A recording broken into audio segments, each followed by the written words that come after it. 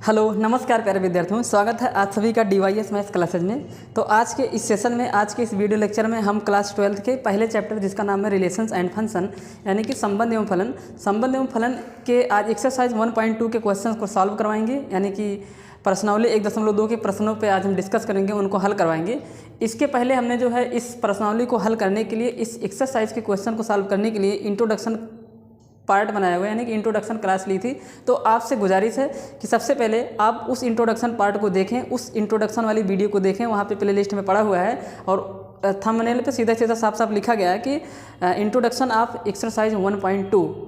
ठीक इस तरीके से करके आप क्लास 12 वाले प्लेलिस्ट में जाएंगे तो वहाँ पे आप पाएंगे। तो सबसे पहले आप इंट्रोडक्शन पार्ट को देखें। इंट्रोडक्शन पार्ट देख अगर चुके होंगे आप, तो आपको ये एक्सरसाइज बहुत ही बेहतरीन ढंग से समझ में आने वाली है। तो बात करते हैं आज के इस क्लास में हम क्या क्या पढ़ने वाले हैं। तो आज की इस क्लास में आपको सिर्फ और सिर्फ एक्सरसाइज के क्वेश्चन पे डिस्कस करेंगे। उनसे रिलेटेड जो बातें होंगी, जो मुझे लगेगा कि हाँ ये मुझे रिवीजन करवा देना चाहिए एक बार, ताकि आपको जो है वो अच्छे से समझ में आ जाए, तो उस पर भी डिस्कस करेंगे। उसके बाद क्वेश्चन को डिस्कस करते हैं। तो थोड़ा सा मैं बताता हूँ कि इसके पहले वाले अच्छा एक बात और, चूँकि ये फंक्शन जो है रिलेशन एंड फंक्शन जो चैप्टर है वो थोड़ा सा जो है उसके जो कंसेप्ट होते हैं, उनके जो सॉल्यूशंस होते हैं तो बड़े बड़े होते हैं। तो इस वजह से जो है हम थोड़ा सा इसमें मतलब मुझे कई सारे लेक्चर बनाने पड़ेंगे इस एक्सरसाइज को फुल सॉल्व करवाने के लिए, यानी कि कंप्लीट करने के लिए। तो आज ये इंट्रोडक्शन एक्सरसाइज का जो सोल्यूशन है ये पार्ट नंबर 1 होगा। लिखा नहीं हूँ पर आप लोग समझिए, मैं वहाँ पे प्ले लिस्ट में जब वीडियो को अपलोड करूँगा तो वहाँ पे मैं अच्छे से लिख दूंगा कि हाँ ये पार्ट नंबर 1 है सोल्यूशन का 1.2 के, ये पार्ट नंबर 2 है। तो ये सब सारी चीज़ें मैं वहाँ पर लिख दूँगा, आपको खोजने में कोई भी प्रॉब्लम नहीं होगी। तो चलिए स्टार्ट करते हैं। तो इसके पहले हमने आपको बताया था कि फंक्शन कितने टाइप के होते हैं। फंक्शन के टाइप में आपने पढ़ा था 1-1 function, on-to function, many one function, into function, यानी कि एकाएकी फलन, बहु एकाएकी फलन, आच्छादित फलन और आच्छादक फलन के बारे में आपने पढ़ा था। कैसे उसको प्रूव करते हैं विद एग्जाम्पल भी हमने इसके पहले वाली क्लास में बताया था। मैं एक चीज़ आपको फील करवाना चाह रहा हूँ, आप समझने की पूरी कोशिश करिए। जैसे हमने आपको बताया था, हमने आपको क्या बताया था कि फंक्शन को आप f(x) ऐसे करके लिखा जाता है। Function f(x) equal to something, यहाँ पे मान लीजिए x² ऐसे करके लिखा गया है। तो ये फंक्शन है ना। तो उसके बाद हमने आपको बताया था कि अब जो है आप एक ऑर्डर्ड पेयर लिखते हैं। ऑर्डर्ड पेयर समझने की कोशिश करिए। ऑर्डर्ड पेयर का मतलब जो आप रिलेशन में जो एलिमेंट का काम करते हैं, ऑर्डर्ड पेयर उसका बोलते हैं कार्तीय गुणनफल में जो आते हैं क्रमित युग्म, हिंदी में बोला जाता है। जैसे 3,4, तो 3,4 में हमने आपको बताया था, इंट्रोडक्शन वाली ही क्लास में बताया था, ये आपकी x की वैल्यू होती है और ये आपकी f(x) की वैल्यू होती है। और ये जो होता है वो सेट A से बिलोंग करता है, ये सेट A से बिलोंग करता है, ये सेट B से बिलोंग करता है। और सेट A को हम डोमेन कह सकते हैं अगर वो फंक्शन होगा। सेट A के प्रत्येक एलिमेंट डोमेन के काम करेंगे अगर वो फंक्शन होगा। तो अगर वो रिलेशन होगा तो डोमेन हो भी सकता है और नहीं भी हो सकता है। ये सब बातें हम वहाँ पे कर दिए थे। पर सेट B हमेशा जो होता है वो कोडोमेन होता है। तो ये कोडोमेन है, यानी कि इसको सह प्रतिबिंब बोलते हैं, सह प्रतिबिंब। और इसको अरे यार सह प्रतिबिंब नहीं, सह प्रांत, सॉरी क्या बोलेंगे इसको, सह प्रांत, सह प्रांत, और इसको बोला जाता है प्रांत। तो मतलब क्या हुआ कि अगर 3 और 4 ऑर्डर्ड पेयर लिखे गए हैं तो इसका मतलब है कहीं ना कहीं यहाँ 3 रहा होगा, यहाँ 4 रहा होगा। और 3 का जो रिलेशन वो 4 के साथ है, तो 4 जो रहा होगा वो इमेज रहा होगा किसका, 3 का वो इमेज रहा होगा। और 3 क्या रहा होगा, प्री इमेज रहा होगा। अब एक बात और मैंने आपको बताई थी कि ये जो x होता है और जो f(x) होता है, f(x) क्या है। तो इसका यहाँ पे एक बात और मैंने आपको बताया था, समझने की कोशिश करिए आप लोग। मैंने बताया था कि 3,4 का मतलब ये हुआ किसी भी फंक्शन में, मैं ये फंक्शन के लिए बता रहा हूँ आपको, फलन के लिए मैं बता रहा हूँ। ये 3,4 जो ऑर्डर्ड पेयर लिखा गया है, इसका मतलब क्या है भाई। इसका मतलब यही है कि x का मैं f(x) है। एक तो ये मतलब समझा दिया। x कहाँ से बिलोंग करेगा, जैसे फंक्शन को आप इस तरीके से लिखते हैं ना, फंक्शन होता है डोमेन टू कोडोमेन। आपको याद होना चाहिए, ये सब बातें हमने इंट्रोडक्शन वाली क्लास में कर दी थी। यानी कि प्रांत, सहप्रांत, फिर भी मैं कर रहा हूँ क्योंकि मैं आपको फील के साथ पढ़ाना चाह रहा हूँ ताकि आपको ये चैप्टर बोरिंग ना महसूस हो। इसलिए आराम से पढ़िए। वीडियो कई सारे बनाने पड़ जाएंगे, मैं बनाऊँगा और आप लोगों को देखना है, समझना है, आप उससे पीछे मत भागिएगा। पर आप एक बार अच्छे से इसको समझ जाएंगे ना, इसके बेस से जुड़ जाएंगे, इसकी क्या मीनिंग है, अगर आप इससे जुड़ जाएंगे तो ये इंटरेस्टेड चैप्टर है, आपको मज़ा आएगा पढ़ने में। तो देखिए हमने क्या बोला कि कोई भी फंक्शन प्रांत साप्रांत ऐसे होता है। तो ये फंक्शन की मैं बात कर रहा हूँ। मैंने बोला कि ये जो है यहाँ पे मैंने बोला था कि जो 3,4 रिलेशन है, या फिर हमने आपको बताया था कि ये जो ऑर्डर पेयर होते हैं उसमें क्या होता है कि जो 3 है, 3 का मतलब ये हुआ कि किसी भी फंक्शन में x की वैल्यू को जब 3 रखते हैं तो फंक्शन की वैल्यू 4 आती है। यहाँ पे मैं लिख दे रहा हूँ अच्छे से। इसका मतलब ये हुआ कि एट x = 3 f(x) की जो वैल्यू आई है वो 4 आई है। यानी कि फलन में जब x की जगह पे 3 रखते हैं तो फंक्शन यानी कि फलन f(x) का जो मान आता है वो 4 के बराबर होता है। ये इसकी मीनिंग होती है। तो आपने देखा था अभी थोड़ी देर के पहले, ये जो 4 था वो इमेज था। तो इसका मतलब निकल के आ रहा है प्यारे विद्यार्थियों कि जो इमेज होता है, इमेज का मतलब ये होता है कि वो फंक्शन की वैल्यू है।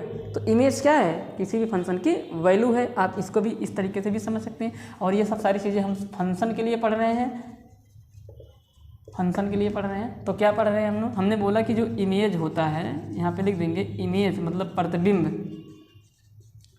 प्रतिबिंब क्या होता है? तो प्रतिबिंब कुछ और नहीं, फंक्शन की वैल्यू होती है।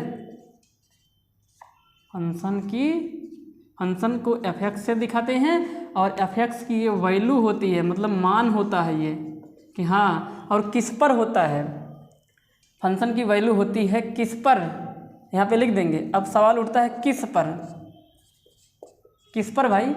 तो जो डोमेन की वैल्यू होगी उस पर, यानी कि डोमेन की वैल्यू पर, यानी कि एक तरीके से कह देंगे प्री इमेज पर, यानी कि जिसका वो इमेज है, जिसका इमेज है। तो यहाँ पे लिखेंगे किस पर? जिस वैल्यू की वह डोमेन के जिस वैल्यू की या डोमेन के जिस एलिमेंट का वह प्री इमेज है, ऐसे बोल देंगे किस पर। तो आपका जवाब होगा डोमेन, जो कि सेट ए के एलिमेंट को कहा जाता है। डोमेन के जिस एलिमेंट का वह इमेज होगा। देखिए क्या लिखा हूँ, इमेज जो होता है वो फंक्शन की वैल्यू होती है। तो इसका मतलब है कि x पर फंक्शन की वैल्यू f(x) होगी। इसका मतलब हुआ 3 पर फंक्शन की वैल्यू 4 होगी। 3 पर फंक्शन की वैल्यू कितनी होगी? 4। 4 क्या है? इमेज है। तो फंक्शन की वैल्यू कुछ और नहीं, इमेज होती है। यही मैं समझाना चाह रहा हूँ। किस पर होती है? जिसके लिए वो इमेज का काम कर रहा है उस पर। तो ये जो 4 था ना, वो किसके लिए इमेज का काम कर रहा है? तो यहाँ पर मैं बताना चाह रहा हूँ कि 3,4 में 4 f(x), 4 किसी फलन यानी कि फंक्शन की वैल्यू होगी।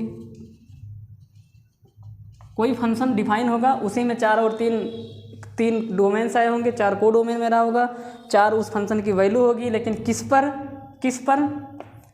वैल्यू होगी? किस पर? आपका जवाब होगा किस पर?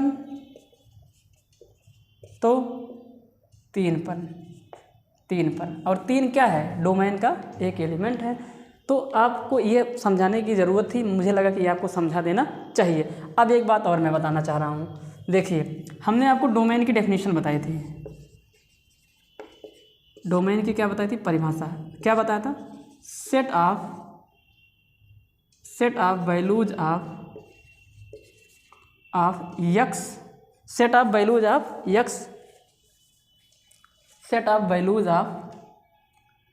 x फॉर विच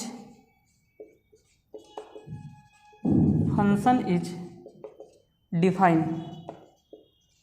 इसका मतलब ये निकल के आ रहा है कि देखिए, हमने आपसे कहा कि हम एक्सरसाइज के क्वेश्चन को करवाएंगे, पर मुझे लगा कि मैं अगर आपको इसको समझा देता हूँ ना तो कहीं ना कहीं आप फीलिंग के साथ इसको पढ़ेंगे और आपको मज़ा आएगा पढ़ने में। तो आप थोड़ा सा वेट करिए और इसको अच्छे से समझने की कोशिश करिए। ये अगर आपको समझ में आ जाएगा ना तो कोई रोक नहीं सकता कि आपको ये जो अभी एक्सरसाइज करवाऊँगा इसको फीलिंग के साथ पढ़ने में। तरीका तो तमाम है, मैं बता दूँगा, हाँ इस तरीके से इसको सॉल्व करते हैं, नो डाउट आपको समझ में भी आ जाएगा। पर जब तक आपको ये समझ में नहीं आएगा कि मैं क्या पढ़ रहा हूँ तब तक मज़ा नहीं आएगा। तो इसको समझने की कोशिश करें।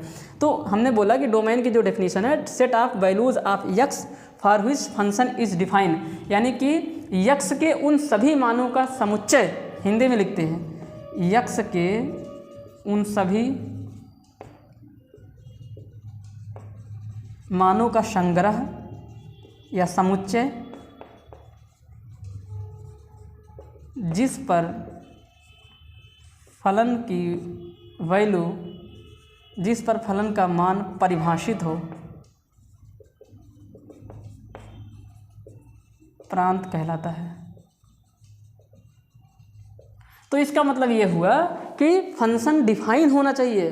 फंक्शन डिफाइन होने का क्या मतलब निकल के आ रहा है भैया, मैं सबसे पहले बता दे रहा हूँ। फंक्शन डिफाइन का मतलब होने का ये मतलब निकल कर आ रहा है कि जो फंक्शन एफ एक्स बराबर है आपका यक्स स्क्वायर, इसमें यक्स के वे सभी मान जिस पर जब हम यहाँ पे यक्स की वैल्यू रखें तो कोई ना कोई वो रियल नंबर आए, कोई ना कोई क्या आना चाहिए, रियल नंबर आना चाहिए, एक वास्तविक संख्या आना चाहिए। और एक चीज़ मैं बता दे रहा हूँ, आप ये चैप्टर पढ़ रहे हैं रियल नंबर के लिए, वास्तविक संख्याओं के लिए आप पढ़ रहे हैं, और अगर कभी भी रूट के अंदर माइनस दिख गया ना बाबू तो ये आपका रियल नंबर नहीं है।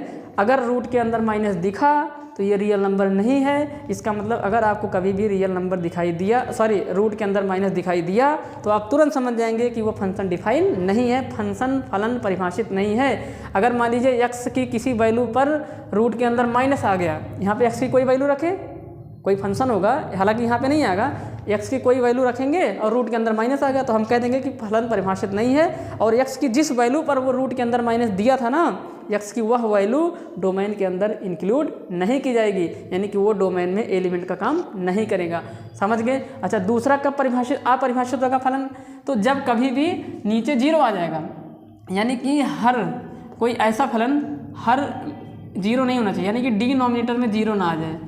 एक्स की वे कोई value denominator should not be zero. अगर किसी भी फंक्शन में एक्स की वैल्यू रखने से उसका डिनोमिनेटर जीरो हो जाएगा तो एक्स की वो वैल्यू फंक्शन को डिफाइन नहीं कर पाएगी, इसलिए एक्स का वह मान डोमेन में एलिमेंट का काम नहीं करेगा। एग्जाम्पल के लिए ध्यान से देखिए, अगर आप मैं बोलूँ कि एक फंक्शन है f x is equal to 1/x, तो यहाँ पे एक्स की जो वैल्यू होगी एक्स बराबर 0 पर फंक्शन नॉट डिफाइन हो जाएगा, फंक्शन नॉट डिफाइन हो जाएगा। क्यों? क्योंकि आप देखिए जब x की वैल्यू आपने 0 रखा तो ये 1/0 हो जाएगा।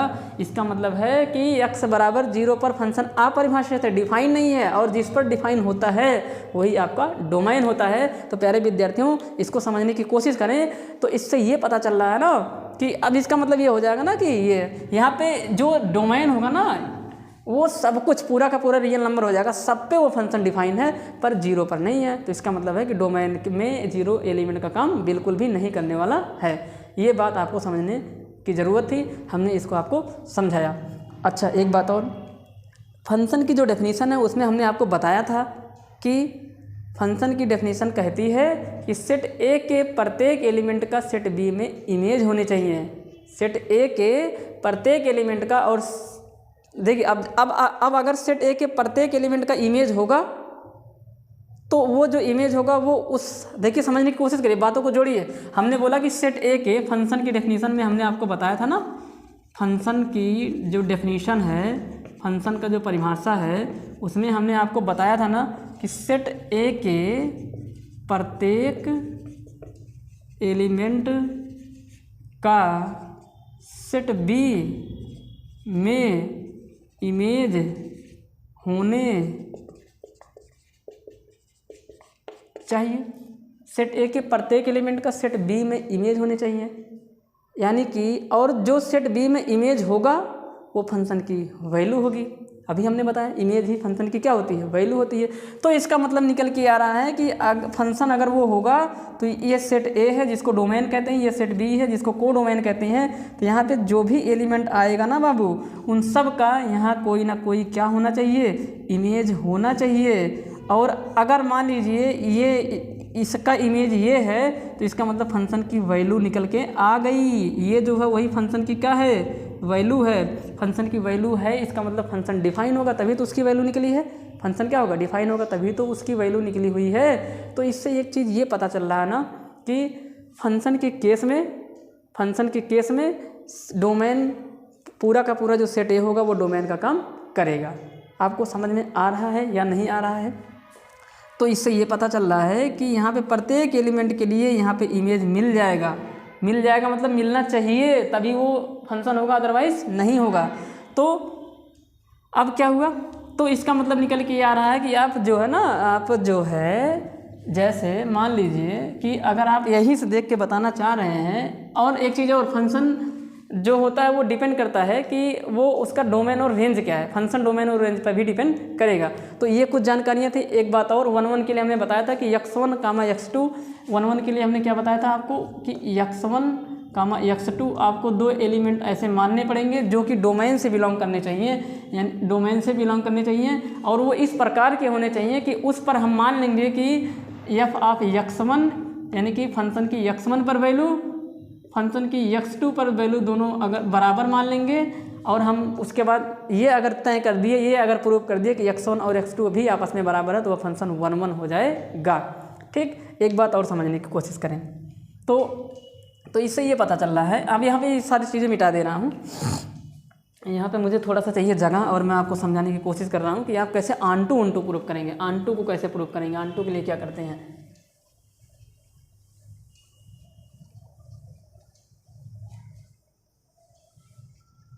और 1 की डेफिनेशन क्या बताया था कि सेट ए के प्रत्येक एलिमेंट का सेट बी में एक अलग इमेज होना चाहिए और यूनिक इमेज होना चाहिए। ठीक, अब जैसे मान लीजिए एफ एक्स बराबर कोई एक फंक्शन है, एफ एक्स बराबर मान लीजिए एक्स, तो हमने आपको बताया था एफ एक्स को क्या कह दीजिए। तो अब ध्यान से समझने की कोशिश करिए। अब अगर ये एक्स प्रत्येक के लिए डोमेन, जो डोमेन और को डोमेन है, जो डोमेन और, अब ध्यान से देखिए, मान लीजिए यहाँ पे जो है, यहाँ पे मान लीजिए F x equal to 1/x लिखा है। या चलिए एक काम करते हैं, अब जो है हम आपको सीधा क्वेश्चन ही बताते हैं, क्वेश्चन के माध्यम से आपको समझाने की कोशिश करेंगे। ठीक, चलिए स्टार्ट करते हैं। पहला क्वेश्चन क्या है उस पर डिस्कस करते हैं। उसके पहले इसको मिटाना पड़ेगा मुझे।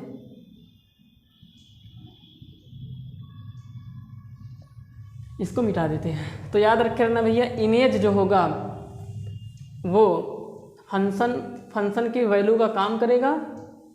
तो किस पर, जिसके लिए वो इमेज होगा उस वैल्यू पर वो उसका फंक्शन की वैल्यू होगी। तो इससे ये पता चल रहा है कि अगर वो इमेज है, देखिए समझने की कोशिश करिए, अगर वो इमेज बना है तो उसका प्री इमेज भी होगा। प्री इमेज कौन होगा, जिस पर वो फंक्शन की वैल्यू का काम कर रहा है, उसके लिए वो इमेज है, और जिस पर कर रहा है वो प्री इमेज है। समझिए अब यहाँ पे 1.2 के क्वेश्चन पे डिस्कस करते हैं। तो so that the function f such that R star to R star. अब यहाँ पे एक फंक्शन दिया गया है, तो हम बात कर रहे थे एक्सरसाइज 1.2 के, और question number 1, so that the function f such that R star to R star. अब आर स्टार कुछ अभी आगे क्वेश्चन में बताएगा क्या है। Defined by f x equal to 1/x is 1 and onto where R star is the set of all non zero real numbers. तो कह रहा है कि जो आर स्टार है वो set of all non zero real numbers, यानी कि पूरा का पूरा रियल नंबर, सभी वास्तविक संख्याएं, पर जो जीरो, उसमें जीरो नहीं होनी चाहिए, यानी कि जीरो ना हो। तो यानी कि पूरे रियल नंबर में से जीरो को क्या कर देना है, माइनस कर देना है। ठीक, तो वो जो फंक्शन है वो उसका जो है आर स्टार वही वो है। आगे क्या कर रहा है, इज द रिजल्ट ट्रू, क्या जो रिजल्ट है वो सत्य है। If the domain are star is replaced. अब इसका दूसरा पार्ट है, क्वेश्चन को यहाँ पे मैं जो है आपको लिख दे रहा हूँ। क्वेश्चन नंबर फर्स्ट क्या है, ध्यान से सुनिए। क्वेश्चन नंबर फर्स्ट कह रहा है कि सो that the function, so that मतलब होता है दिखाइए। अब यहाँ पे एक फंक्शन दिया गया है such that R star to R star defined by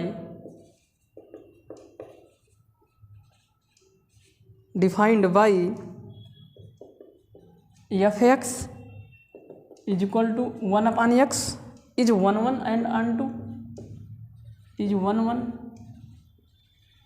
and onto is 1 and onto where r star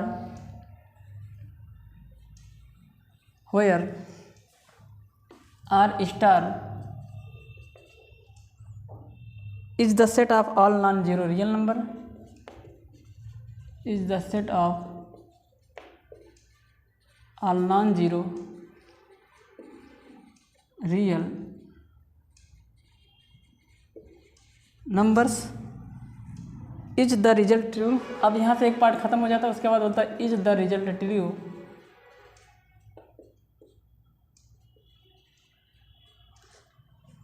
if the domain are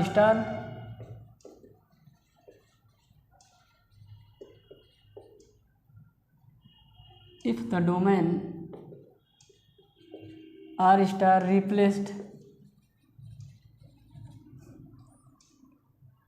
bye n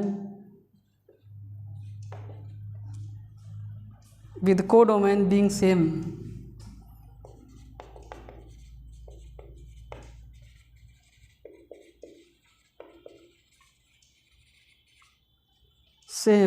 as R star. ठीक, कहने का मतलब ये होगा कि आपको दिखाइए कि ये जो फलन है f R star to R star defined by f x equal to 1/x, तो फंक्शन की जो डोमेन है वो आर स्टार है, उसका जो को डोमेन है वो भी आर स्टार है, यानी कि फंक्शन में एक्स की जो वैल्यू मुझे रखनी पड़ेगी वो आर स्टार से रखनी पड़ेगी और जो वैल्यू आए वो भी इसमें मिलनी चाहिए। अगर नहीं मिला तो इसका मतलब वो डिफाइन नहीं है। आगे कह रहा है कि फंक्शन ये है इज 1 एंड ऑन टू। आपको प्रूव करना कि ये जो फलन है फंक्शन है वो 1 है, यानी कि एकाएकी फलन है, एंड ऑन टू और आच्छादक फलन है, वेयर जहाँ पे R star is the set of all non zero real numbers, यानी कि जो आर स्टार है ये यहाँ जो दो जगह आर स्टार लिखा गया ये क्या है, ये उन सभी रियल नंबर का एक सेट है पर उसमें जीरो नहीं होना चाहिए, यानी कि जीरो को निकाल देना है। आगे इज द रिजल्ट ट्रू। अब इसका एक पार्ट ये हो गया, दूसरा पार्ट करा कि इज द रिजल्ट ट्रू, क्या जो परिणाम है वो सत्य है इफ़ द डोमेन को अगर, यानी कि कह रहा है कि if the domain are star, अगर जो डोमेन आर स्टार है उसको एन से रिप्लेस कर दिया जाए, यानी कि नेचुरल नंबर कर दिया जाए, डोमेन को क्या कर दिया जाए, नेचुरल नंबर प्राकृतिक संख्या कर दिया जाए और को डोमेन आर स्टार को वैसे ही रखा जाए। यानी कि कह रहा है कि डोमेन को चेंज कर दें, नेचुरल नंबर कर दें, पर को डोमेन को आर स्टार ही रहने दें, यानी कि पूरा का पूरा नॉन रियल नंबर बट उसमें जीरो ना हो, तो क्या रिजल्ट सही होगा, यानी कि जो रिजल्ट इसका आया था क्या इसका भी वही आएगा अगर डोमेन चेंज कर देंगे। तो आइए इस पर डिस्कस करते हैं। तो इसमें आपको शो करना है क्या कि ये जो फंक्शन है वो ये 1 भी है और ऑन टू भी है। तो देखिए कैसे करते हैं, इसको ध्यान से सुनिए। सबसे पहले फंक्शन क्या है, फंक्शन आपका है एफ स्टार, एफ है आपका R star to R star, और आर स्टार के बारे में बता दिया है कि आर स्टार कुछ और नहीं, ये है पूरा का पूरा रियल नंबर, बस इसमें से जीरो को हटा देना, मतलब जीरो नहीं रखना है, ये होता है आर स्टार का मतलब, यानी कि वास्तविक संख्या माइनस जीरो, जीरो नहीं रखना, यानी कि सब कुछ पर जीरो नहीं। ठीक, अच्छा, और फंक्शन क्या है f x is equal to है 1 में कितना एक्स। अब सबसे पहले हम चेक करेंगे फॉर ऑन 1 फॉर क्या 1 यानी कि एकाएकी फलन या एकाएक फलन के लिए क्या करते हैं, हमने बताया था ना आपको एकाएक फलन के लिए आपको x1 x2 जो कि डोमेन से बिलोंग करने चाहिए ऐसे दो एलिमेंट मान के चलेंगे और वो इस प्रकार से हों कि उन पर फंक्शन की वैल्यू बराबर हो, यानी कि f of x1 equal to f of x2।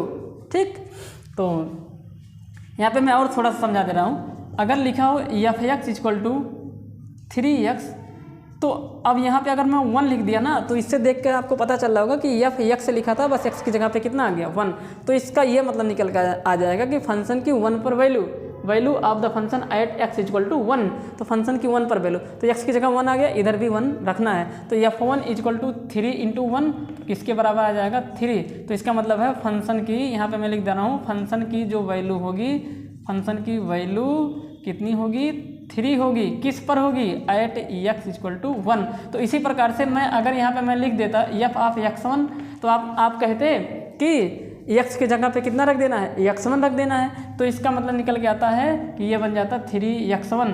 तो ये 3x1 क्या है, जैसे 3 है वैसे 3x1 है। सॉल्व करने के बाद आया ना, तो हम कह देते हैं कि 3x1 फंक्शन की क्या बोल देते, फंक्शन की वैल्यू है, मान है, किस पर है, f ऑफ ये होता आपका eight x equal to x1 पर। x1 पर जब x की वैल्यू x1 रख दिए तो फंक्शन की वैल्यू कितनी आ गई, 3x1 आ गई। तो आप देखने की कोशिश करें कि जो फंक्शन की वैल्यू होती है वो राइट हैंड साइड में जो होती है वो होती है, लेफ्ट हैंड साइड में क्या होगा, उस पर होती है। ये समझने की कोशिश करें। तो यहाँ पे क्या करेंगे, एक एक के लिए अब आइए आराम से करते हैं और समझने की कोशिश करते हैं। तो फॉर 1 यहाँ पे लिखेंगे let x1 comma x2 belonging in R star, यानी कि जो भी x1 x2 की वैल्यू लेनी है, जैसे 3 4 5 ले रहे हैं, वो इस डोमेन में बिलोंग करना चाहिए। यानी कि पूरा का पूरा रियल नंबर हो, बस 0, यानी कि 0 नहीं ले सकते यहाँ पे, x1 और x2 के स्थान पे 0 नहीं ले सकते, वरना बाहर चले जाएंगे। तो बाहर नहीं जाना है, इसी के अंदर कोई भी एलिमेंट लेना है। अब रियल नंबर के बारे में आप अच्छे से जानते हैं, रैशनल प्लस इरेशनल, परमेय प्लस अपरमेय। सच दैट, इसको इस प्रकार से लेना है, और यहाँ पे लिखेंगे सच दैट, इस प्रकार कि f of x1 is equal to f of x2। अब अगर f of x1 is equal to f of x2 है, तो क्या x1 बराबर x2 है? अगर x1 बराबर x2 होगा तो वो फलन एक 1 फलन हो जाएगा, यानी कि एकाकी फलन हो जाएगा। तो देखिए अब f ऑफ x1 का क्या मतलब हुआ, अभी आपको साइड में समझा दिया था ना। इसका मतलब हुआ कि x के स्थान पे x1 रखना है। इसका मतलब निकल के आ रहा है कि फंक्शन की वैल्यू क्या होगी, एट x1। तो x की जगह पे x1 रख देंगे, जो फंक्शन दिया गया है। तो फंक्शन आपका क्या है, तो आपका फंक्शन है f(x) इक्वल टू 1/x। अब x की जगह पे x1 रख देंगे, तो ये बन जाएगा 1/x1 बराबर f ऑफ x2। इसका मतलब है कि फंक्शन की जब x की जगह पर x2 रखते हैं, value of function at x equal to x2 रख दीजिए यहाँ पे x2 रखेंगे तो यहाँ पे भी x2 आ जाएगा, तो 1/x2। अब क्रॉस मल्टीप्लाई कर देंगे इसको, तो ये x1 बराबर में कितना आ जाएगा, x2। और हमने प्रूव कर दिया कि जो x1 है वो x2 के क्या है, बराबर है। और हमने दिखाया आपको कि x1 x2 के बराबर हो गया, कब, जब फंक्शन की वैल्यू x1 और x2 पर क्या थी, बराबर थी। और जैसे ही x1 x2 के बराबर आ जाता है तो हम कह देंगे कि जो फंक्शन है वो 1 फंक्शन है।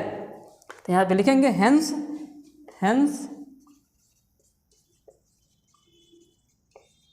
फंक्शन इज 1 अतः फलन, हिंदी में बोलेंगे अतः फलन एकाएक फलन है। इसका ये मतलब निकल के आ रहा है कि डोमेन के प्रत्येक एलिमेंट का कोडोमेन में सिर्फ और सिर्फ एक ही इमेज होगा। और ये फंक्शन की डेफिनेशन भी है। और एकाएक होने में क्या और क्वालिटी आ जाती है कि डोमेन के एक एलिमेंट का वहाँ पे जिसके साथ इमेज होगा वो किसी और एलिमेंट के लिए इमेज का काम नहीं करेगा डोमेन के लिए। ठीक, ये इसका मतलब निकल के आया। तो हमने यहाँ पे प्रूफ करना होता है x1 बराबर x2 है, तो ये प्रूफ हो गया। अब यहाँ पे लिखेंगे फॉर ऑन टू, यानी कि क्या ये फलन जो है वो आच्छादक भी है। अब आच्छादक के लिए क्या करेंगे, आच्छादक के लिए हमने आपको बताया था कि या तो आप उसको जो है बॉक्स के डिब्बे यानी कि मैपिंग के द्वारा बता दीजिए, या फिर आप जो है फील कर दीजिए कि अच्छा एक बात और मैं बता दे रहा हूँ। अच्छा ये ऑन टू के लिए आपको, अगर आप ऑन टू के लिए आपके पास कई ऑप्शन होते हैं। मैपिंग के द्वारा भी आप बोल सकते हैं, बाई मैपिंग कर सकते हैं। दूसरा आप अगर आपने कोडोमेन को रेंज के बराबर दिखा दिया, क्योंकि आप जानते हैं ना कि ऑन टू फंक्शन में जो सेट बी होता है वो प्रत्येक उस सेट बी के प्रत्येक एलिमेंट के लिए सेट ए में क्या होने चाहिए, प्री इमेज होने चाहिए। तो इसका मतलब है कि अगर उनका सबका प्री इमेज है तो इसका मतलब वो सब सेट ए के एलिमेंट के लिए इमेज का काम करेंगे। और अगर पूरा का पूरा सेट ए इमेज का काम कर रहा है तो वो जो है रेंज हो जाता है। और रेंज की डेफिनेशन यही है, जो एलिमेंट इमेज का काम करते हैं वही रेंज में आते हैं। तो पूरा का पूरा कोडोमेन जब रेंज का काम करेगा तो इसका मतलब कोडोमेन बराबर क्या हो जाएगा, रेंज। ऐसा तब पॉसिबल होगा जब वो फंक्शन क्या होगा, ऑन टू होगा। तो ऑन टू में आप कोडोमेन को रेंज के बराबर भी दिखा सकते हैं, या मैपिंग के माध्यम से आप फिल करके बता सकते हैं कि कोई एलिमेंट छूटा तो नहीं है। अगर कोई छूट जाएगा तो वो ऑन टू नहीं होगा। तीसरा आप क्या कर सकते हैं, तीसरा हमने बताया था आपको करने के लिए कि जो f(x) होता है ना, वो जो भी दिया हो, एफ एक्स बराबर मान लीजिए आपका दिया गया है 1/x। अब इस एफ एक्स को आप क्या बोल सकते हैं, y इक्वल टू 1/x। ठीक, अब ध्यान से समझने की कोशिश करें। देखिए यहाँ पे फंक्शन पे अगर x की वैल्यू 0 रख देते तो ये फंक्शन डिफाइन होता कि ना होता ना डिफाइन। और इसका मतलब है कि यहाँ पे इस डोमेन में जो एक एलिमेंट 0 आता उसके लिए एफ एक्स कुछ भी नहीं आता, इसलिए पहले ही उसने 0 को क्या कर दिया, हटा दिया। तो 0 को हटाया इसलिए इस फंक्शन को देखते हुए, नहीं तो आप कन्फ्यूज हो जाते 0 को क्यों हटाया। यहाँ से पता चल रहा है कि प्रत्येक x के लिए फंक्शन डिफाइन नहीं आता। x अगर 0 रख देंगे तो ये फंक्शन डिफाइन नहीं होगा, यानी कि एफ एक्स की कोई वैल्यू नहीं आएगी, यानी कि इस x बराबर 0 के लिए वहाँ पे कोई इमेज का काम नहीं करेगा। समझिए, फील करिए अच्छे से। जब आप यहाँ पे x की वैल्यू 0 रख देते तो इसके लिए, यानी कि जो यहाँ पे एक 0 आता, यहाँ पे इसके लिए नो इमेज, कोई इमेज नहीं बनता। और आप जानते हैं कि फंक्शन की डेफिनेशन ही यही है कि सेट ए के प्रत्येक एलिमेंट का इमेज होना चाहिए, पर 0 पर तो कोई इमेज नहीं है, 0 के लिए कोई इमेज नहीं है, तो फंक्शन की डेफिनेशन का उल्लंघन हो जाता है, फंक्शन की डेफिनेशन फुलफिल ही नहीं हो पाती। इसलिए पहले ही उसने डोमेन में 0 के एलिमेंट को हटा दिया, 0 एलिमेंट को क्या कर दिया, हटा दिया। तो आप यहाँ से भी अंदाज़ा लगा सकते हैं। अच्छा, उसके बाद देखिए आप ऑन2 प्रूफ करने जा रहे हैं, तो ऑन2 के लिए आप क्या करेंगे, y बराबर एफ एक्स है, तो अब यहाँ पे x की वैल्यू चेंज करेंगे तो किसकी वैल्यू आएगी, y की वैल्यू आएगी। तो इससे यहाँ से ये पता चल रहा है कि अगर x के प्रत्येक मान पर y का कुछ ना कुछ वैल्यू आएगा तो इसका मतलब वो फंक्शन होगा। उल्टा आपको करना है, ऑन2 के लिए आपको उल्टा करना है, आपको अब x की वैल्यू निकालनी है y के टर्म में हमेशा। तो x इक्वल टू क्या हो जाएगा, तो y नीचे चला जाएगा 1/y। क्या y प्रत्येक y के लिए, अब आपको क्या करना होगा, वहाँ पे y की वैल्यू चेंज करनी होगी, y की वैल्यू चेंज करनी होगी। और y की वैल्यू अगर आपको चेंज करने पर x की वैल्यू कुछ ना कुछ मिल रही है तो इसका मतलब है कि 1/2 हो जाएगा। इससे ये पता चल रहा है कि ना कि वो, यानी कि जो ये वाला सेट है यहाँ के प्रत्येक एलिमेंट के लिए, इस वाले सेट के प्रत्येक एलिमेंट के लिए इधर कुछ ना कुछ तीर जा रहा है। तो इससे ये पता चल जाएगा कि ये वाला प्रत्येक y के लिए ये x डिफाइन है। अगर प्रत्येक y के लिए x डिफाइन है तो इसका मतलब प्रत्येक y का प्री इमेज होगा x के साथ, यानी कि सेट A के एलिमेंट में। तो हम कह देते हैं कि ऑन2 हो जाएगा, यानी कि y जो कि सेट B का एलिमेंट है वो पूरा का पूरा ऑक्यूपाई हो जाता। पर यहाँ पे आप देखिए, अच्छे से कोशिश करिए, आप देखिए जब आप y की वैल्यू 0 रखेंगे, जब आप y की वैल्यू 0 रखेंगे तो सिर्फ यहाँ पे y के लिए ही, y बराबर 0 के लिए ही तो ये अनडिफाइंड है ना। जब यहाँ पे 1/y की वैल्यू 0 रख देंगे, यहाँ पे लिखेंगे जब y इक्वल टू 0 होगा तो x की कोई वैल्यू नहीं आएगी, तो x की कोई भी वैल्यू नहीं आएगी। पर उसने पहले ही मना कर दिया है ना बाबू कि आपका जो x होगा वो भी 0 नहीं हो सकता है और जो y होगा वो भी 0 नहीं हो सकता, यानी कि डोमेन और कोडोमेन में 0 है ही नहीं है। और y आपका कोडोमेन से बिलोंग कर रहा है, क्योंकि y भी तो r स्टार है और r स्टार रियल नंबर में से 0 को गायब कर दिया है। अब 0 जब है ही नहीं है तो ये वाली बीमारी खत्म, तो 0 रख ही नहीं सकते हैं। तो इसका मतलब है कि प्रत्येक y के लिए x यहाँ पे बिलोंग करेगा, और अगर प्रत्येक x y के लिए x बिलोंग कर रहा है तो इसका मतलब है कि प्रत्येक y के लिए जो कि सेट B में आया हुआ है, सेट A में उसका कोई ना कोई इमेज है। इसका मतलब सेट B का प्रत्येक एलिमेंट ऑक्यूपाई हो गया और वह फंक्शन ऑन2 हो जाएगा। यही डेफिनेशन है ऑन2 की। तो यहाँ पे लिखेंगे चूँकि F x equal to 1/x, और एफ एक्स को हम क्या बोल देंगे, y, एफ एक्स को क्या बोल देंगे, y। अब आप जरा मुझे बताइए y इक्वल टू 1/x, हमने बोला कि ऑन2 के लिए x की वैल्यू निकालिए, ये अभी y की वैल्यू है, x की वैल्यू निकालेंगे, x इक्वल टू 1/y। यहाँ पे लिखेंगे hence for all y belonging in codomain. अब आप यहाँ पे इसी बात को लिख देंगे जो अभी हमने आपको समझाया कि यहाँ पर y जो कि कोडोमेन में बिलोंग करने वाला एक मतलब अवयव है, एलिमेंट है, उसके लिए जो है x में प्रत्येक एलिमेंट, उसके प्रत्येक एलिमेंट के लिए x में कोई ना कोई प्री इमेज है। यहाँ पे लिखेंगे hence for all y belonging in codomain has preimage ही तो दिखाना होता है कि y के प्रत्येक एलिमेंट, y जो कि सेट B का एलिमेंट, उसका प्रत्येक एलिमेंट B में होना, A में होना चाहिए। तो has preimage in domain, hence domain, यहाँ पे ये डोमेन लिखा गया है, बहुत समझाना पड़ता है इसमें। अगर आपको अच्छे समझ में आ गया ना तो मज़ा आ जाएगा। प्री इमेज इन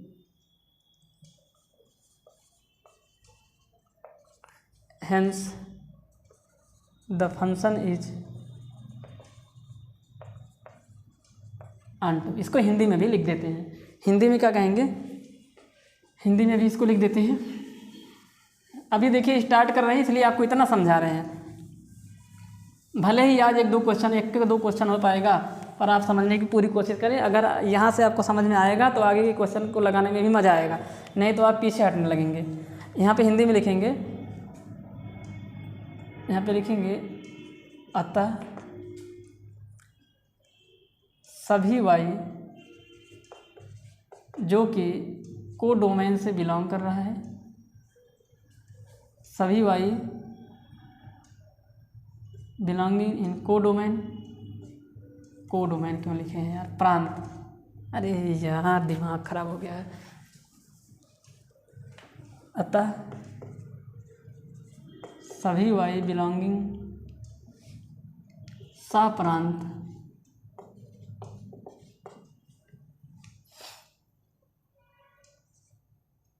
का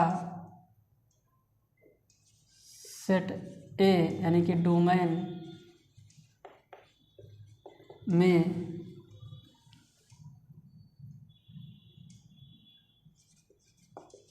कोई ना कोई सह प्रतिबिंब है,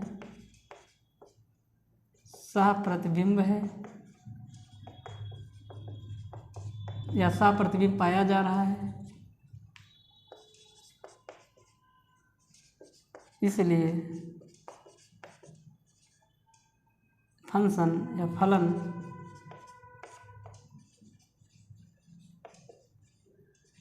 आच्छादक, हिंदी थोड़ा मुझे कंफ्यूज हूँ, आच्छादक होता है कि आच्छादी होता है, खैर देख लीजिएगा आप लोग, हिंदी की बुक में होगा। ऑन टू इसकी इंग्लिश है, ठीक, आच्छादक या जो भी होगा यार, आच्छादक होगा। अब इसको आप मैपिंग से भी फिल कर सकते हैं, मैपिंग से फिल करके दिखाते हैं।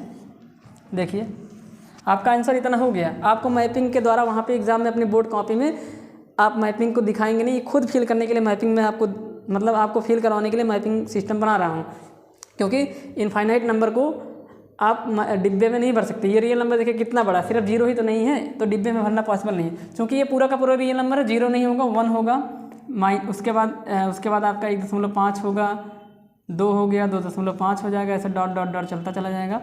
इधर मान लीजिए आपका -1 हो जाएगा, -2 हो जाएगा, -2.5 हो गया, -3 डॉट डॉट डॉट ऐसे चलता चला जाएगा। और इधर भी वही है, इधर भी वही 1 2 3.5 4.2 डॉट डॉट डॉट ऐसे मैंने सब नंबर आ जाएंगे, सब डेसिमल के सारे नंबर पॉसिबल है ना। रियल नंबर आप पढ़ते चले ना क्लास 9 से, आप समझने की कोशिश करें। सिर्फ जीरो नहीं होगा, उसने पहले ही मना कर दिया।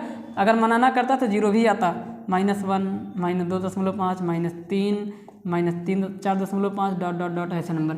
अब यहाँ ध्यान से देख के बताइए फंक्शन आपका क्या था। ये आपका सेट ए था मान लीजिए, ये आपका सेट बी है, या इसको आप डोमेन भी कह दीजिए, और ये आपका कोडोमेन है।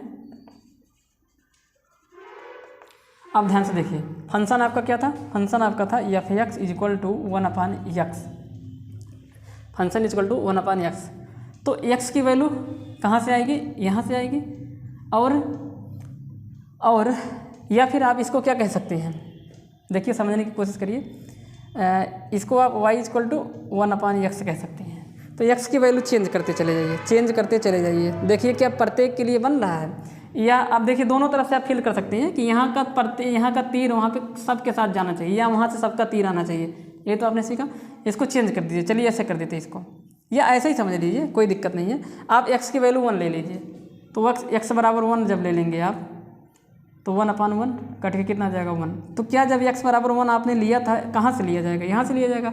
इस 1 के लिए उधर कुछ मिला क्या, फंक्शन की वैल्यू मिली क्या, तो ये f(x) की वैल्यू यही तो है, तो इसका मतलब 1 का तीर यहाँ चला जाएगा। अब आप x = -1 लिख दीजिए, तो x = -1 ले लेंगे तो -1/1 कट के कितना आ जाएगा -1। तो इसका मतलब ये भी इमेज का काम कर रहा है, ये भी इमेज का काम कर रहा है। x की वैल्यू आप यहाँ पे मैं बता रहा हूँ ना, x की वैल्यू सब कुछ पॉसिबल है, जीरो को नहीं लेना है, जीरो को इसलिए भी नहीं लेना, डोमेन में नहीं आ रहा, ठीक। तो आप यहाँ पे कुछ भी x रखेंगे ना, यहाँ से उठा के कोई भी x रख लीजिए, कोई ना कोई यहाँ पे मिल जाएगा। इसका मतलब यहाँ पे प्रत्येक x के लिए यहाँ पे प्रत्येक जो नंबर है वो इमेज का काम कर जाएगा, कुछ भी नहीं छूटेगा। तो इससे ये पता चल रहा है कि ये क्या हो जाएगा, ऑन2 हो जाएगा। तो आप दोनों प्रोसेस से कर सकते हैं। तो अब इसको समझने के बाद यही मैं बात लिखता जो यहाँ पे लिखा हुआ हूँ, ऐसे करके अगर मैं समझाता तो यही बात उठा के घूम के फिर से मैं लिखता। तो इस प्रकार से ये पहला वाला क्वेश्चन का पार्ट नंबर 1 हो रहा है। अब पार्ट नंबर 2 पर डिस्कस करते हैं इसमें कि उसने कहा कि डोमेन को चेंज करके नेचुरल नंबर कर दीजिए और को डोमेन को R* ही रहने दीजिए। क्या तब भी ये रिजल्ट आएगा? क्या तब भी ये दोनों फंक्शन 1 1 और ऑन2 ही होंगे? चलिए चेक करते हैं, देखते हैं क्या है सिस्टम, क्या है इसका तरीका। आइए चेक करते हैं। देखिए आप लोग भी अच्छे से समझने की कोशिश करिए। मैं इतना अच्छे से अगर आपको समझा पा रहा हूँ और मुझे उम्मीद है कि समझा ले रहा हूँ ठीक ठाक ही, तो कहीं ना कहीं उसके पीछे ये है कि मुझे ये चीज़ पूरी फीलिंग के साथ आ रही है। तो अगर आपको भी पूरी फीलिंग के साथ आएगी, इसके ज़मीन से आप जुड़ेंगे, इसके कंसेप्ट से अगर आप जुड़ेंगे तो आपको भी मज़ा आएगा पढ़ने में, ठीक है। और आप इसको जो है ना एकदम वहीं से जो 11th क्लास से एकदम रिलेट करके चलिए तो आपके लिए बेहद ही या मतलब आसान लगेगा। चलिए फंक्शन क्या था आपका, अब की बार कह रहा है कि डोमेन को चेंज कर दीजिए। इस वाले पार्ट की बात करते हैं। वो कह रहा है कि R* को रिप्लेस करके नेचुरल नंबर कर दीजिए, प्राकृतिक संख्या कर दीजिए। तो यानी कि फंक्शन को अब की बार नेचुरल टू R* करना है। यानी कि अब की बार जो आप मैपिंग ऐसे बनाते हैं ना यहाँ पे, तो अब की बार सारे नंबर नहीं हो जाएंगे, सिर्फ 1 2 3 4 5 डॉट डॉट डॉट ऐसे ये सारे नंबर, निगेटिव वाले भी नहीं है। पर यहाँ पे सब कुछ, यहाँ पे पूरा का पूरा बस जीरो छोड़ के -1 -2 -2.5 -3.4 -4.6 सब कुछ बस जीरो नहीं, और रूट के अंदर माइनस नहीं, ऐसे डॉट डॉट डॉट। पर यहाँ पे सिर्फ पॉजिटिव जीरो भी नहीं, क्योंकि नेचुरल नंबर में जीरो आता ही नहीं है। उसके लिए वो बात कर रहा है। क्या इसके लिए प्रत्येक के लिए चीज़ हो रहा है? अगर होगा तो 1 1 है। देखिए क्या करते हैं। सबसे पहले तो यहाँ पे लिखेंगे फॉर 1 1 एक के लिए,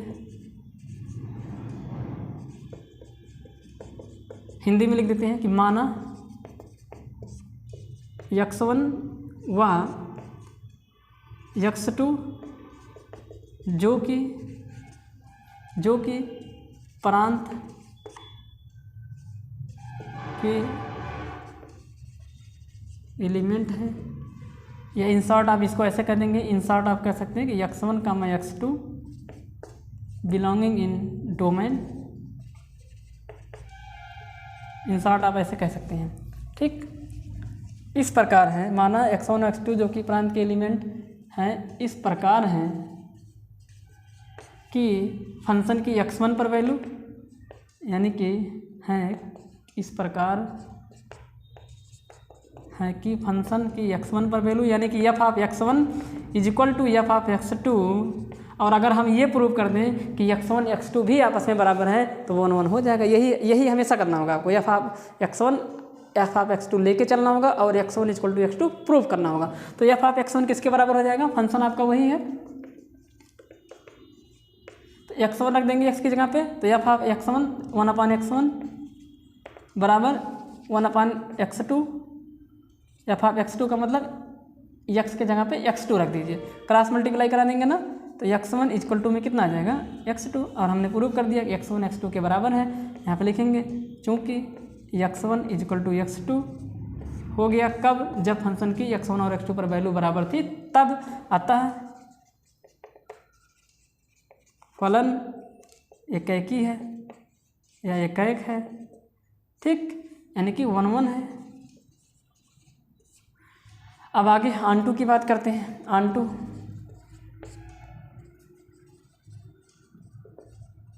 यानी कि अच्छादक के लिए ध्यान से देखिए। तो अच्छादक के लिए देखिए, ध्यान से समझने की कोशिश करिए।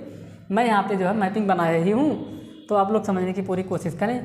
तो अब आपको एलिमेंट यहाँ से उठा के रखने होंगे, यहाँ से रखने होंगे, तो ध्यान से देखते चले जाइए। क्या ये ऑन2 है या नहीं है? तो कैसे? तो इसको आप वैसे भी कर सकते हैं। आपका जो फंक्शन है f(x) इक्वल टू वो किसके बराबर है? 1/x के बराबर है। तो आप इसको y कह देंगे, y is equal to 1/x। तो बताइए अनटू के लिए हमने बताया था कि x की वैल्यू निकालिए, y की नहीं, x की वैल्यू y के टर्म में निकालिए। तो x इक्वल टू ये x इधर गया, y इसके नीचे चला जाएगा, 1/y हो जाएगा।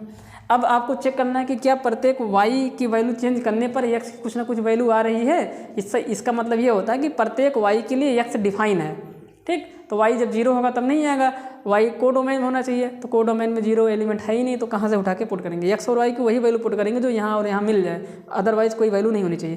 तो यहाँ पे देखिए y की वैल्यू अगर यहाँ पे -1 रखते हैं, देखिए यहाँ पे लिखिए पुट, यहाँ पे लिख देते हैं पुट y इक्वल टू -1, तो रख दीजिए। तो x इक्वल टू कितना आ गया 1/-1, तो x इक्वल टू -1। अब x इक्वल टू -1 और x कहाँ से बिलोंग करना चाहिए, यहाँ से। अब -1 है क्या यहाँ पे, -1 है क्या यहाँ पे, तो आपका जवाब होगा नहीं है। यहाँ पे लिखेंगे जो कि डोमेन में नहीं है। इससे ये पता चल रहा है कि y की वैल्यू, यानी कि जो y यहाँ पे आया है -1, ये -1, इसके लिए कोई भी x नहीं है। तो इसका मतलब है कि इस -1 का कोई भी प्री इमेज नहीं है, और अगर एक का भी छूट जाता है तो हम कह देते हैं कि 1 2 नहीं है। तो बस इसी बात को आपको लिख देना है और कुछ नहीं करना है। यहाँ पे भी फिल करके लिख सकते हैं, यहाँ से भी फिल करके लिख सकते हैं। जैसे अगर आप यहाँ पे -2 ले लेंगे, तो जैसे देखिए ना, अब f(x) आपका यही है, f(x) इक्वल टू 1/x है। अब यहाँ पे आप जानते हैं कि सब के सब पॉजिटिव हैं, x की वैल्यू पॉजिटिव ही तो है, तो x की वैल्यू पॉजिटिव जब भी रखेंगे, निगेटिव वाले तो सब छूट जाएंगे ना बाबू, निगेटिव वाले कोई बचेगा क्या। देखिए x की वैल्यू 1 रख दीजिए, तो 1/1 बराबर 1 आ जाएगा। यानी कि जब x की वैल्यू 1 हुई तो f(x) का मान 1 हुआ, तो इसका मतलब है कि इस 1 का जो तीर है वो 1 पे गया। अब माइनस तो रख ही नहीं सकते हैं, x की वैल्यू क्या माइनस रख सकते हैं यहाँ पे, तो आपका जवाब होगा नहीं। क्यों, क्योंकि माइनस यहाँ है ही नहीं, तो रखेंगे कहाँ से। तो इसका मतलब है कि जब यहाँ पे माइनस रखूँगा नहीं, x की वैल्यू यहाँ माइनस रखेंगे नहीं, तो माइनस ज़िंदगी में कभी आएगा नहीं, और अगर माइनस नहीं आएगा तो माइनस किसी के लिए इमेज का काम करेगा नहीं। तो पर आप तो इससे ये पता चल रहा है कि माइनस के लिए माइनस वाले सारे एलिमेंट छूट जाएंगे, वो किसी के लिए इमेज नहीं बनेंगे। तो लेकिन आपको क्या करना है, ऑन टू ना दिखाने के लिए सिर्फ एक एग्जाम्पल ही काफ़ी है। तो यहाँ पे लिखेंगे सीधा सा, यही आराम से लिख दीजिए, फिल करके भी आपको हमने सिखाया और ऐसे भी आप कर लीजिए। तो आप जो है यहाँ पे लिख देंगे अतः